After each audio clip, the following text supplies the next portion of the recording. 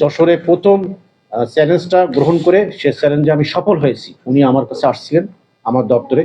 আমি ওনাকে কথা দিয়েছিলাম, দায়িত্ব পাওয়ার পরপরই উনি আসছিলেন। তো ওনাকে আমি কথা দিয়েছিলাম যে আগামী ৭২ ঘন্টার মধ্যে আমি আপনার ছেলেকে কে খুন করেছি বা কারা সাথে জড়িত সেটা আমি উদ্ঘাটন করব, এবং এটাকে আমি চ্যালেঞ্জ হিসেবে নিয়েছিলাম।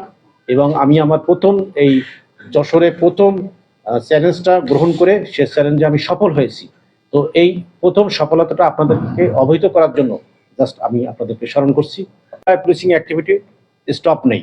আমরা অপরাধ ঘটলে সঙ্গে সঙ্গে সেটা ব্যবস্থা নিচ্ছি এবং অপরাধীদেরকে খুঁজে বের করে আইনের আওতায় যে আনছি এটা একটা প্রমাণ।